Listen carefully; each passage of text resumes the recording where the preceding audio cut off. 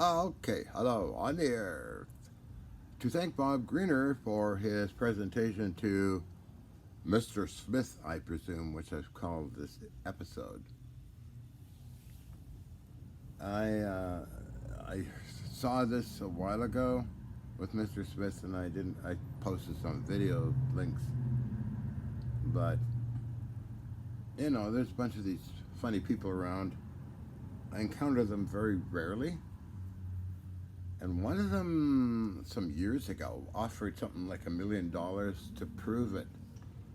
And I thought, you got to be kidding. So I said, come on up, let's do it. Let's do the show. Let's film it. He never showed up. It's kind of vanished off the internet. I thought, nuts. Another person, like, was one watt challenge by Dr. Puda. I offered to demonstrate that, but he replied, no, John, what you have is a lot more valuable than $10,000. So he's very supportive. Anyway, that's Dr. Hal Putoff, good friend. And let's see, what else? Something about a TV people, Fox Family, I believe, not Fox Maine. I did a show for Fox Maine a few times, a number of times actually. But this Fox Family, Los Angeles, California. It was hosted by Mulder's boss, Mr. Fledge, is it? Actually, I videotaped the whole thing when it's in LA. The people were quite interesting to deal with. But I thought the show was pretty good, that they didn't want to videotape the metal samples, by the way. No. And then, so we did these demonstrations in JD's prop shop in Santa Monica. And let's see, the host was asking me, well, blah, blah, blah, it looked pretty good. And then they were wanting to see a demonstration, kind of like what the indicator was right away. And I'm in LA enjoying fun times with Ian and friends and Chris of Oceanside. Think you're going to fly back to Vancouver and do a demo? No, not going to mess up my time down in LA, because I had a month-long ticket. What I do is go back to Vancouver and then plan on another trip to LA. So I said, no, I'm kind of busy. No, not now. No, maybe in a while or something, I said. But that was the last I heard of them. Then they put the show together and aired it. And I thought it was highly suspicious that they didn't want to even bother looking at the metal samples. They didn't want to see them. So it's a biased show. One of those shows where things are biased. So that happens with people. So Mr. Smith, I presume, has no idea on the number of demonstrations I have done for television, news, scientists in different countries, the USA, Canada, Germany, Austria, Japan. And he didn't bother to ask for any reports, which I have crates of them, and 150 video cassettes with demonstrations on them, and TV shows and scientists and other people, which has not been uploaded on the internet yet. So I'll probably post this link to your remote view, if that's okay, Bob. I don't know. I don't know, but anyway. I know it's Mr. Smith, I presume. I have seen him before and wondered often about his, some of his things I don't think are true. It's just off the top kind of character, So, other than that, it doesn't disturb me, those characters. As I said, I usually say, come on up. Let's see a demonstration for $1 million? Come on. I think it was $1 million. Somebody by the name of Ace Baker, another crackpot. His name is Ace Baker. I think he's still on the internet somewhere, but I think it was $1 million, if not 100,000 or something. And I was hoping that he would actually come up, because that would be great money. He didn't come up. Other TV people usually come up. Not by my request, by what they see on the internet, on television, and in the whole media thing, like Jesse Ventura and many others come up and film and do stuff and talk, along with Fox Main Network and others, Fox things. And they interview sometimes the people that worked with me, like George Jack Houghton, McDonnell Douglas, or Colonel John Alexander, or Nick Cook, or many others. So those shows I do have here, and all the reports I have here that nobody's seen. So anyway, Mr. Smith, I presume. Don't get. I hope you engage them, but for me, it's like, oh well, you know, somebody's talking nonsense. So like that.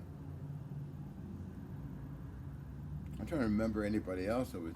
Yeah, there's somebody else that.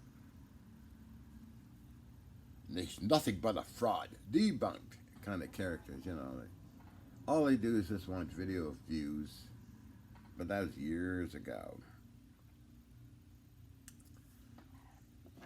It's just a little nuts. What can I say, Mr. Smith, I presume. Okay, so let's see where that goes to. I'll post this link into remote view. A message for Peter. Indeed, yes. All the demos will be professionally filmed by Nancy, and hopefully Colonel John Alexander will attend, along with Hathaway and others that used to work with me. And Bob Greener, of course. But they will be professionally filmed, and I'll post a link to some of my plasma video things. I did oh good lordy, about 2002 or something? No, 2004. I was with Grant Romund, who's now in Hollywood working on hair designs. But Grant was interested in promoting the power cells and did his own tests with them. Wrote up reports, showed them to William Shatner, Larry Hagman, and a bunch of other actors, and I have those reports in there. And then Grant was working with me on the plasma stuff in the apartment, believe it or not. And I'll send you a link to the video too. That I filmed off of black and white TV, although it is in color and shows the same colors, much like you've seen on the video I just sent you to your LinkedIn account. Okay, so getting that out of the way. Sorry, still got the cough. Although I got sun today, sitting in getting sun. So the other thing I'm looking for, can't find it yet. Sirens. Is it a show you requested, Peter, was The Navigator, and it was made by George Hathaway. He took a section of Walt Disney Productions, The Navigator, and mixed it with the melting metal stuff. And that was on the internet. That was years ago, and you reminded me of it, and I thought, what are you talking about? And now I remember. Fascinating. I'll see if I can get that up somewhere. So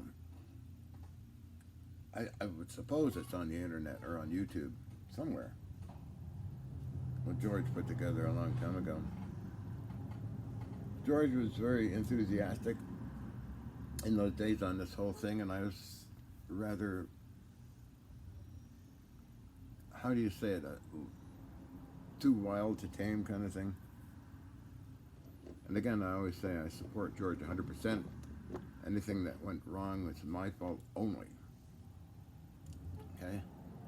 And what that means is that I didn't want to go to Toronto and work in a lab and do this and do that because I have many other interests. That was just section of interest I have, the other interest I have is many other vintage machinery things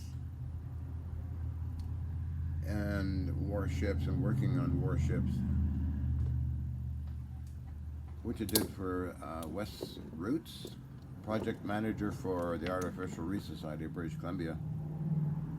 For me, all these things are learning experiences only. Not an inventor, not a scientist. Still, I don't even know how to count properly. And I rarely write letters, so I didn't write anything down, which Dr. Kuhn was upset over, but explained it to him. I'm not a scientist. You know, it's like, what am I going to write up on this electric motor? Studying that, I'm going to use that on this lathe I'm building. I can't quite see it, but I have to learn about these things, so. I learned about Remington making his famous firearms and his way he made the barrels, and I learned about Steinmetz and his high voltage research, and Albert Einstein and his stuff. The list is endless. It's just something I like doing. And my dad had a massive encyclopedia system in the basement of the house, which is equal to the internet now, if not better. He was branch manager for Collier's Encyclopedias, so get all the latest publications from Collier's. He's branch manager for Western North America. Anyway, that being said,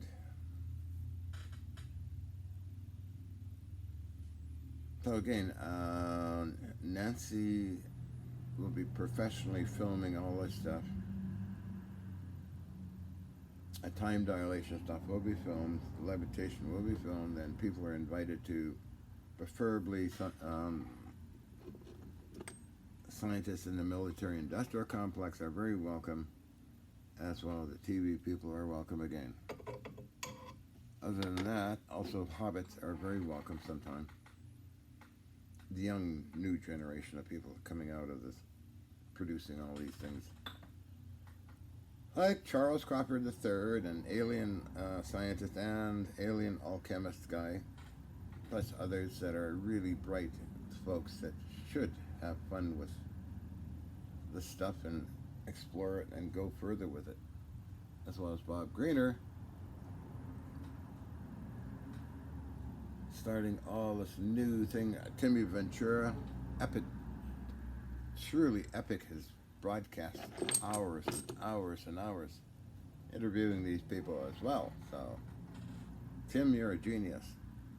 And Timmy starred in Beyond Invention with me doing lifter technology, which again is Mr. Smith, I presume, was trying to describe but couldn't really. We all know what lifters look like and what they can do, so Ken Shoulders was working with that. I worked with it, that toy UFO thing. But yeah, so that being said, on the epic journey of Mr. Smith, I presume. Oh, wow, what funny people are out there. But anyway. So, I just wanted to cover that and put a link into this in a remote view and covering topics. I'm trying to think of anything else that should be mentioned, if not. The Fox family thing was their location was a triad? No, not triads or something. I got it on video. Celebrity Center in Hollywoodland. Went there for the interview with Ian, and then it was several days film shoot.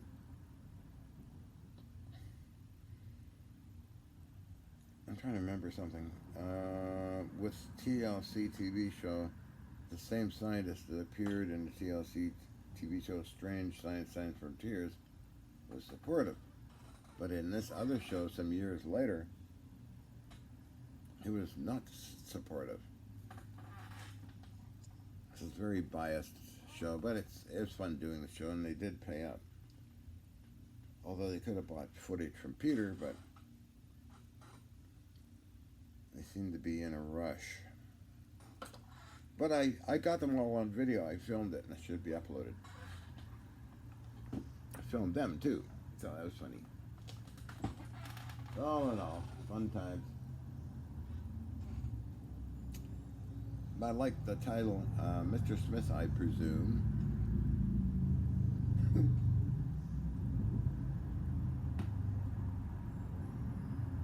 But a lot of people get caught up in real fraudulent people. Like Searle and Dennis Lee and a bunch of others I forgot. Oh, Sterling D. Allen? Bad news. The FBI put him in the slammer and shows up at the building in Gold Beach with a van load of all his possessions. They're going to do this and do that. Huh? They went to stay on the 80 acres. And something naughty happened, and of course Agent Ross was very interested in what's going on with him. I'm not going to mention any other names. Okay? Not allowed to. Not good taste. So anyway, he's in the slammer. Sterling D. Allen. I don't know if anybody even heard of him, but he was all over the internet. Somebody must have heard of him. Oh my God. Mel Winfield was another one that George Hathaway caught and Alec Pizarro caught that were fake. Promoting stuff he filmed at my place and pictures and films and stuff to people down in the U.S. government. Undersecretary of Ed Morand, was it? To Henry Kissinger. Oh, Mel got $500,000. He was bragging about it. I told Alex Pizarro, and Pizarro said I better contact John. Not me, another John. That was the end of that episode with Melvin. He phoned me up one time and said, ooh, the Defense Department contacted me, wanted to know this and knew all this information. So, I played dumb. I'm thinking, maybe because Alex contacted a friend in the Defense Department. And I'm listening to what Mel's saying, and I said, really, Mel? Really? Well, this is weird. What's going on? Because I'm like that. I just don't want to get into a confrontation too much with even Mel. He went on and said, well, Mel, just be safe, be happy. I have no idea what you're going on there, although I kind of did. Mel Winfield. So that was funny as hell. That's a long time ago as well. What other faker Lakers around? A brief encounter with a Yugoslavian embassy that wanted information from me, and Canadian Security Intelligence Service was called in and interviewed me on it. But again, never heard anything back on the whole thing. Although Bob Garuski was a CSI, Canadian Security Intelligence Service agent, oddly paid for my plane fare back to Canada from Germany. I still have the telex with his name on it and all the details. In the pile of papers. But I had nothing against Bob Garuski. It was Ed Bishop. It was a group that had what they call Car Check Canada. They would meet with me, all these business guys. And Bob Garuski, Ed Bishop, take me out for dinner and lunch. I thought it was amusing, but again, as I mentioned, the television people would pay anywhere from $500 to $1,000. on their visit to me, like National Geographic TV and Film, Fox TV, CNN, Discovery, blah blah blah, all the names, and pay a lot of good money for a demo, as well as they bought footage from Peter von Puckhammer of www.griffinfilmproductions.com. Footage sold for $150 per second. The last sales I can count were with Jesse Ventura, True TV, Death Ray, some years ago. That was about, I think it was only about 1,000. The most amount was from Japan TV when I was married to Helena Kasiki. A film crew came all the way over from Japan to interview me and Helena. I got photos of them, by the way. I like to back up everything I say with proof. Okay? Good. Anyway, they bought something like $90,000 in footage. Peter gets half, I got half, so I got roughly $40,000. And who else bought footage? I think a real friend of mine, Paul Stabakowski, is a filmmaker. He did a show called Somewhere Out There Is the Truth for Discovery Channel Networks, and he filmed me in there. Rob Simone was the host, and Rob talks about his adventures with me and the levitating canisters and things. I got those letters and also the film documentary I do have. It's not allowed to be on the internet because it's still copyright. They'll have that though. Paul and I are good friends. He attended with me in Sedona. Scottsdale was married to Helena. We've known each other for a long time. We're still in contact by email.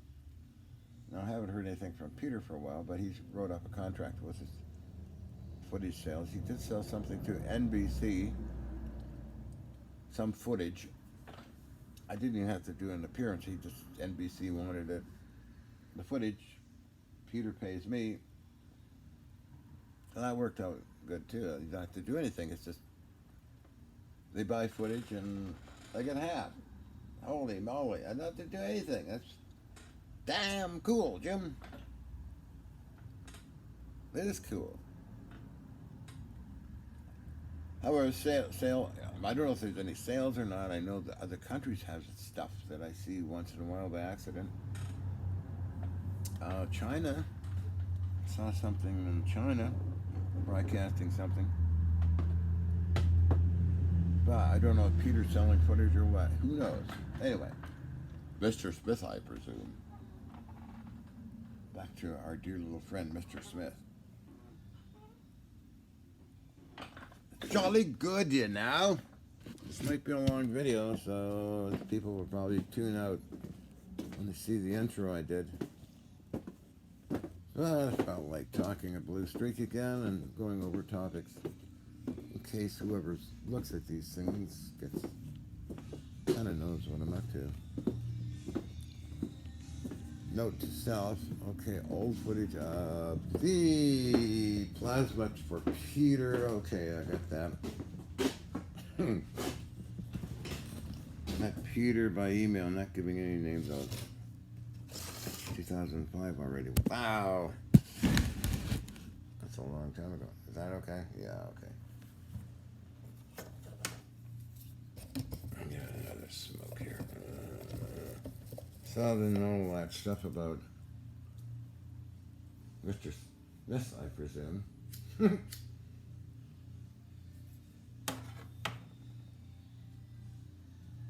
And all this stuff here. I'm sure Bob Greener won't play Secret Squirrel with it. He published what's worth publishing, I think. I keep bugging Nancy to upload the stuff, and once in a while she gives in and uploads stuff like 1889 Adventures in Black and White. But I have lots of demos to upload. And all on a hard drive, plus all the documents are on a hard drive. Stuff I even forgotten about. It happened in Gold Beach when somebody was going through the video stocks. The chunk of metal was falling apart, and I'm looking at this thing and wondering, trying to remember what it was. It dawned on me. Oh, another time, same person looking at videos. A pair of scissors blew up into pieces. And I think somebody on eBay, yeah, they did buy it. Huh. But that's on video along with the film crew. I filmed the film crew. Then another demonstration is a very long, many days with somebody that wanted to see stuff and film it. And the whole film crew there going day after day after day, maybe a week. It wasn't for a show, it was something else. And so I got these requests for demos from SAIC one time with George Hathaway. Another time there was Canadian Security Intelligence Service agents that came around to them. And you could tell they were agents. Well, distinguished, well-mannered professionalism. Now, I forget if they saw anything or what, but they were in a hurry or something. I don't know. This is funny stuff.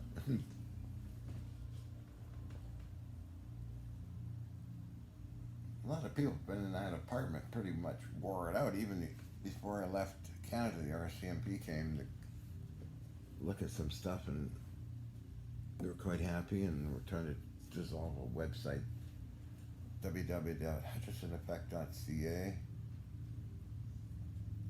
plus other stuff. Anyway, they was the RCMP when Nancy was there as well, so.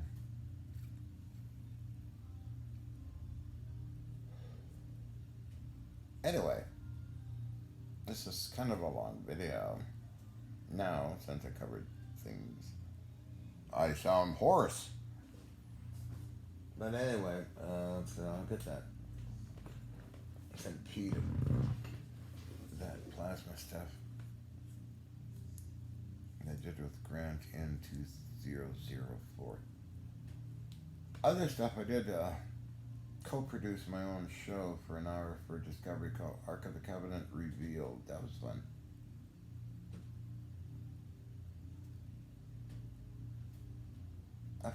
Paid me a lot of money.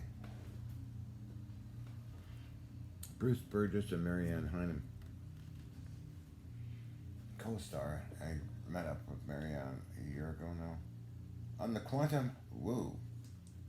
Very beautiful Egyptian lady who did a great job in her part in Egypt on the Ark of the Covenant Revealed TV show for Discovery.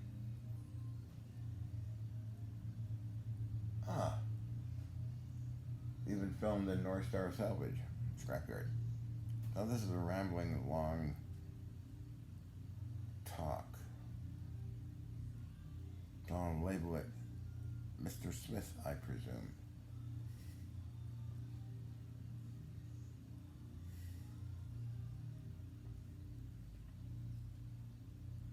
Our main guy in Japan was Mr. Hino, staff reporter for JOGM television station, and another main network, NTV, NT something. But Ian filmed us having the interview in the main building. Home TV it's called, and they did a feature story on Mr. Yamabi and I in his laboratory, duplicate of mine, kind of.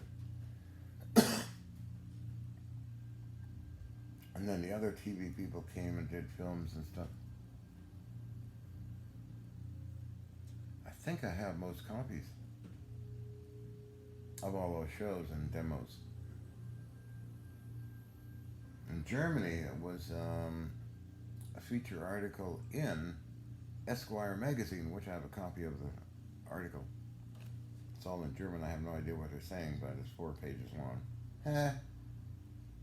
And then a film crew at Bavaria Studios or something.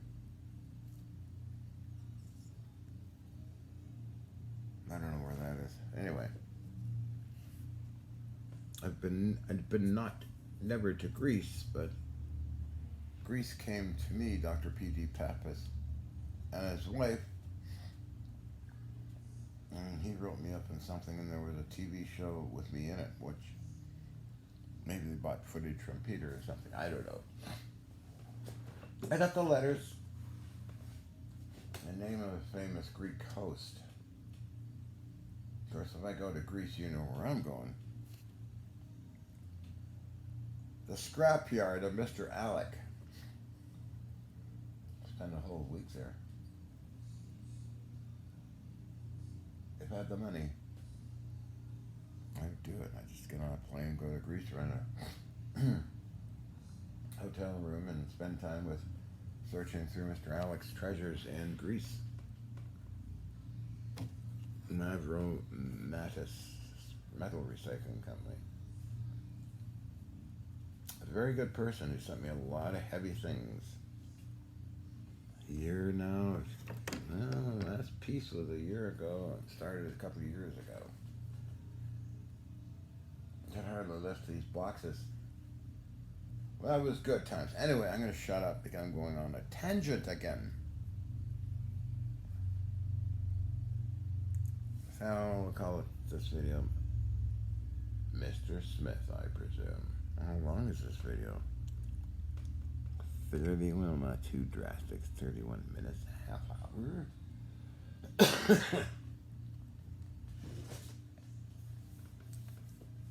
Mr. Smith, I presume.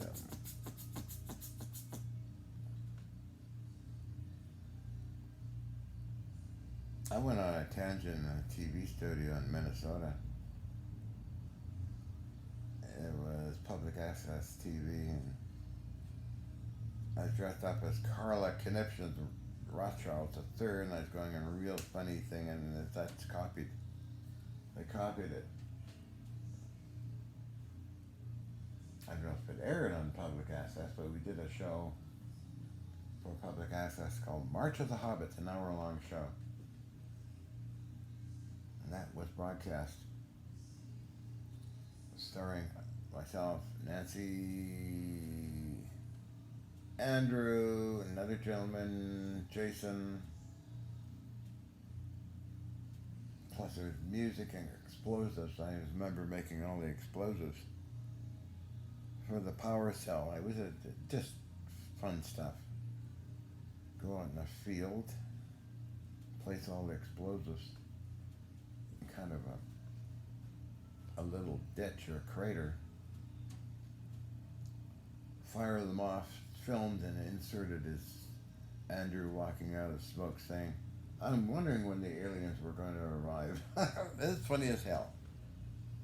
I don't know if that's on the internet somewhere, I guess. Anyway, I'm going to shut up. I'm going on a deep tangent on this video called Mr. Smith, I presume. Again, thanks, Bob. It's fun.